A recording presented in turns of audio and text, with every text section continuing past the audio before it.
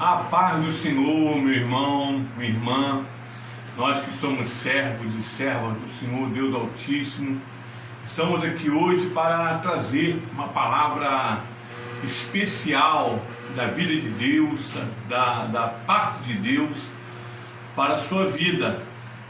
E como estamos de início de ano, eu queria aproveitar para trazer uma mensagem sobre sermos constantes. Normalmente nós somos assim inconsequentes ou desistimos fácil das coisas.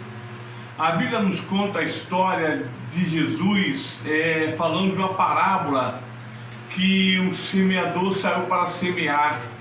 E de 4 cenas que Jesus ali nos apresenta, falam justamente de pessoas que desistiram, ou alguma coisa as levaram a desistir de viver ou estar presente na presença de Deus.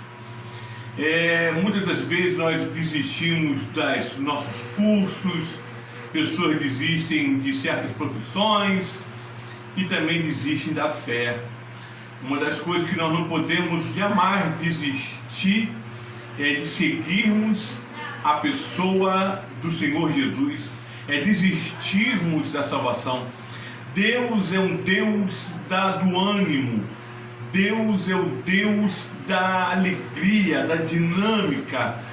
Deus o tempo todo, inúmeras vezes vemos na Bíblia Deus nos motivando, nos levando a ir além. E eu quero aqui ler uma passagem das Escrituras que se encontra muito conhecida, 1 Coríntios capítulo 15, versículo 58. Portanto, meus amados irmãos, sede firmes e constantes, sempre abundantes na obra do Senhor, sabendo que o vosso trabalho não é vão no Senhor.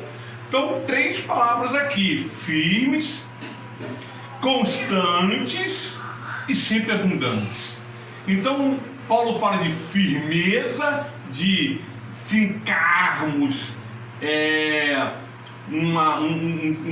um jeito de ficarmos ali estabelecidos. Constantes é nunca desanimar. E aí Paulo fala abundante, ou seja, que a nossa vida ela precisa ser crescente. Não basta somente ficarmos ou sermos constantes, mas também sermos crescentes. Bem, o que faz às vezes nós ficarmos esmorecidos? O que faz às vezes a gente desistir, ou nos recolhermos, ou nos afastarmos? Eu quero deixar aqui 2 exemplos bíblicos de pessoas que estavam com sua autoestima baixa, porque serviam, ou naquele momento da sua vida elas estavam amedrontadas e haviam completamente acostumado já com a situação. Lá no livro de Juízes, capítulo 6, 7, 8 e 9, nós temos a história de um personagem chamado Gideão.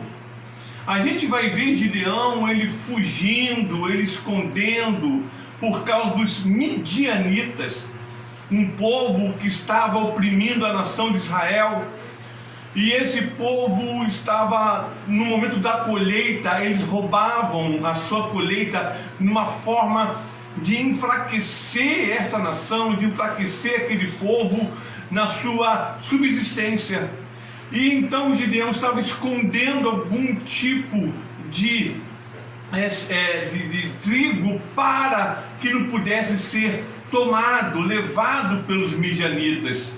E ele então estava num lagar, que normalmente é um lugar para espremer a uva. E ali então um anjo aparece, e Gideão ele reluta contra aquela visão, porque a visão do anjo estava levando ele a levar ou liderar a nação de Israel para sair daquela opressão. E por que Gideão estava relutante, relutando contra essa oportunidade? Porque Gideão não estava muito animado para com isso, tanto que ele pede vários sinais a Deus. Ele pede o sinal da lã sobre o gramado, e ali então para que pudesse um estar seco, o outro molhado pela relva do amanhecer. Ele pede, depois vai num arraial e ali uma pessoa conta uma visão. O tempo todo ele está. Por quê? Se você ler o capítulo 8, versículo 19, você vai ver que Gideão diz para aqueles reis midianitas: eu vou matar vocês porque vocês mataram meus irmãos. Houve o que Gideão ali deixa nos ensinar ali, informar ali, é que houve uma tentativa de Israel se libertar das mãos dos midianitas. Houve uma tentativa de Israel levantar um exército e se libertar, mas aquele exército morreu na mão dos midianitas. Então ele estava o seguinte: não vamos conseguir, não vamos vencer, não vamos conseguir superar essa situação. E aí então ele estava com a sua autoestima para baixo, mas Deus estava motivando o tempo todo. Deus estava aceitando as evidências de Gideão para motivar ele, para levantar. Eu quero dizer uma coisa para você, meu irmão, minha irmã. Nós que somos servos e servas do Senhor, Deus, Ele quer te motivar. Deus, Ele não quer que você desista de servi-lo, de estar na sua presença. Deus está disposto, e por meio da sua palavra você vai encontrar inúmeros exemplos que Deus está dizendo o seguinte: siga, seja firme, seja constante, seja abundante, porque Deus está reconhecendo. Não há nenhum esforço que você venha esteja fazendo para a obra de Deus, ainda que ninguém veja, ninguém esteja contemplando, por maior dimensão que aquilo possua, não significa que você não será por Deus reconhecido ou reconhecida. A Bíblia também nos conta a história de um personagem, ele chamado Marcos. É um personagem que ele é citado, mencionado nas escrituras do Novo Testamento, mas muito pouco se fala sobre ele. Mas ele deixou uma obra muito grande, muito bela. Ele deixou um evangelho, ele resolveu relatar a história de Jesus a partir da perspectiva de Pedro, que andava e que foi o principal discípulo de Jesus. Mas a Bíblia fala, Paulo sabia quem ele era, Paulo viu quem ele era, e ele tinha um tio chamado Barnabé, e só sabemos que ele estava acompanhando Paulo no capítulo 13 de Atos, versículo 13, que diz que ele desiste e retorna para Jerusalém. Ele vê como é difícil aquela caminhada, como é difícil fazer a obra do Senhor, e então ele desiste e volta, ele abandona o ministério. No capítulo 15 do livro de Atos, você vai ver que Barnabé tenta novamente reintegrar Marcos para continuar com Paulo aquela obra missionária, mas infelizmente Paulo não aceita. Paulo não quer saber dele. Paulo, não, esse rapaz nos deixou, ele nos abandonou. E aquilo é um sinal, muitas das vezes, desistência. Irmão, irmã, gera desistência. Desistência provoca desistência. Quando um outro abandona, outros também acompanham. Ele tem um poder muito mais de motivar do que nós podemos pensar. Quando alguém desiste, o outro também já estava cansado. E nós não podemos olhar pessoas que desistiram, mas Deus quer que a gente olhe para pessoas que insistiram. Mas se você observar, principalmente da carta de Paulo aos Colossenses, Paulo fala que Marcos estava agora acompanhando. Paulo fazia parte do grupo de ministério de Paulo, porque esse rapaz amadureceu, esse rapaz compreendeu, esse rapaz entendeu que não é com desistência que deve seguir. Possivelmente na segunda viagem com Barnabé, ele soube, ele cresceu, ele melhorou, ele aperfeiçoou, ele compreendeu melhor. E Paulo, vendo então isso, nem Marcos o toma para o seu ministério, ele torna-se então no círculo ministerial de Paulo, e ele é um dos grandes autores que vai inspirar Lucas a também escrever, porque os dois estão sempre juntos ali nas epístolas paulinas,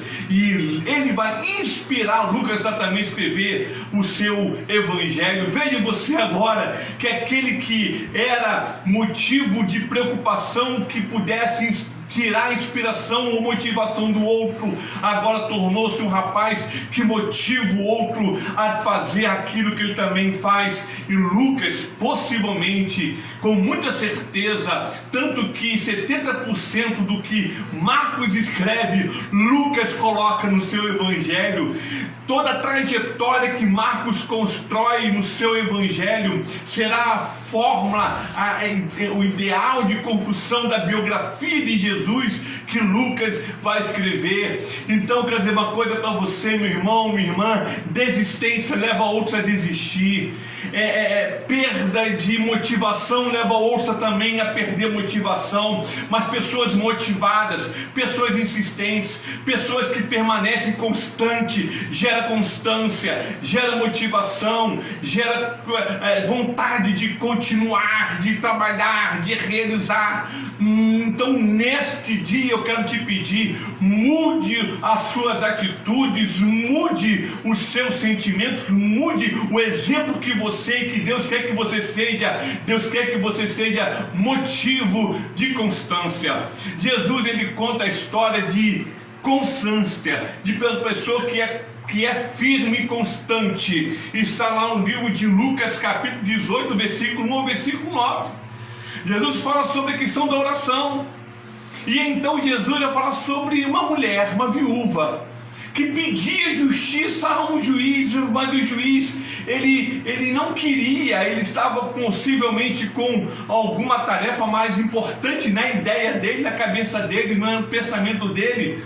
E ele não queria se envolver com algumas coisas que aquela mulher estava reivindicando. Mas Jesus disse que aquela mulher perturbava o juiz de dia e de noite, até que ele então: farei justiça para essa mulher, para que ela pare de me perturbar, porque ela quer que eu faça alguma coisa por ela. Eu quero dizer uma coisa para você, meu irmão. Jesus está dizendo: olha, esta mulher tem que ser cada um de nós. Jesus, ele conta uma história, possivelmente foi um relato que Jesus presenciou, que Jesus conheceu, que Jesus soube o que estava acontecendo, ou que aconteceu naquela região. Mas Jesus, ele coloca aquilo como uma parábola, e então Jesus diz o seguinte: que nós temos que ser como esta mulher, nós temos que ser como esta viúva, que nós temos que sermos constantes na presença de Deus, para que Deus possa então realizar o seu propósito. Eu quero ler aqui em Hebreus capítulo 4, a partir do versículo... deixa eu achar aqui, já estou aqui. Hebreus capítulo 4, versículo 7, diz o seguinte: determina outra vez um certo dia, hoje, dizendo por Davi, muito tempo depois, como está escrito: hoje, se ouvir sua voz, não endureçais os vossos corações. E ele está falando aqui sobre um lugar que Deus estava preparando para a nação de Israel. E então aqui, esse autor aqui está dizendo o seguinte: que a nação de Israel não poderia desistir no deserto, que a nação de Israel não poderia abandonar o projeto de Deus naquele deserto. E aí então, se hoje ouvir sua voz, não endureçais, ou seja, seja constante, não pare, não morra no meio do deserto, porque há uma terra da promessa de Deus para a sua vida, há uma terra prometida prometida por Deus na sua vida, e Deus quer que você saia desse deserto e chegue a essa terra da promessa, que é a terra do descanso de Deus. Então sejamos constantes no Senhor, sejamos firmes sempre no Senhor. Lembrei aqui Hebreus capítulo 6. Hebreus é muito rico sobre sermos constantes. Eu quero que você leia a epístola aos Hebreus, que é uma epístola que fala sempre de sermos constantes, e diz o seguinte: porque Deus não é injusto para se esquecer da vossa obra e do trabalho do amor que para com seu nome mostraste enquanto servisse aos santos e ainda servis. Hebreus 6 versículo 10. E aí ele está falando o seguinte: que desse mesmo Deus está sempre nos motivando, sempre nos conduzindo, sempre querendo que nós continuemos a avançar, a continuar, a persistir nos propósitos de Deus sobre as nossas vidas. E ele fala aqui sobre a questão de Abraão. Como é que Deus motivou Abraão a sair de uma terra para um lugar que ele não conhecia? Como é que Deus motivou Abraão a conquistar um lugar que ele nunca, jamais por sua própria força conseguiria? Foi porque Deus falou o seguinte: eu sou o Deus que vai te fortalecer. Eu quero dizer uma coisa para você, meu irmão, minha irmã: Deus é a sua garantia do sucesso da sua vida, Deus é a garantia do triunfo da sua vida. E aí Deus diz o seguinte, versículo 6, versículo 13: porque quando Deus fez a promessa a Abraão, como não tinha nenhum outro maior por quem jurasse, jurou por si mesmo. Então Deus está dizendo: eu sou a sua garantia, eu sou aquele que te dá o garante do seu triunfo. Deus, Ele quer entrar nesse ambiente da sua vida. Deus, Ele quer entrar na sua vida, porque Deus, Ele quer ser a sua motivação. E Deus quer ser aquele que mantém a sua constância na presença de Deus. E hoje eu quero que você venha e participe desse projeto de Deus, que Deus está nos conduzindo, que Deus está nos levando, que Deus está nos trazendo, que Deus está nos motivando a realizarmos. Sermos constantes no Senhor, seja abundante no Senhor, seja firme no Senhor. São as 3 palavras que Paulo utiliza para a carta para os Coríntios. E aí eu quero dizer uma coisa: que Deus não quer que a igreja de Corinto desista. Deus não quer que a igreja de Jerusalém desistisse. Deus também não quer que a igreja para quem Pedro escreveu suas cartas viesse a desistir. Todos estes autores são autores que falam para o coração do povo a se persistir. O Senhor Jesus também é um Senhor Deus Todo-Poderoso que nos quer levar-nos para sermos constantes. Há uma passagem linda na Bíblia. Um príncipe da sinagoga tinha uma filha enferma. Quando ele sai de casa, em um dos evangelhos, a filha está doente. E ele então vai até como Jesus disse: venha até minha casa porque meu filho se encontra enferma. No meio do caminho, Jesus é interrompido por uma mulher que estava com fluxo de sangue. Ela o toca, Jesus para. Veja aquele pai preocupado: vamos logo, e ali agoniado. E Jesus para: alguém me tocou. Ah, meu Deus do céu, alguém tocou ele. E aí, então a mulher vem e conta a história dela todinha. Veja que ela conta toda a sua história, porque a Bíblia diz que ela contou o que estava acontecendo com sua vida. E aquele homem agoniado porque a filha dele estava em casa. Daqui a pouco chega uma pessoa e fala: deixe o mestre, porque sua filha morreu. Aquele homem queria desistir, mas Jesus disse: não, vamos à tua casa, vamos até a tua casa. Morreu? Ah, vou desistir porque o Senhor da vida quer ressuscitar a esperança que morreu no seu coração. Que assim como Ele ressuscitou aquela criança, Ele vai ressuscitar sua motivação. E então, porque Ele quer um dia se encontrar com você. Que Deus abençoe no 2021. Que no ano 2021 seja um ano que na sua vida, que se coloque com propósito: eu vou terminar esse ano servindo ao Senhor constantemente. Amém.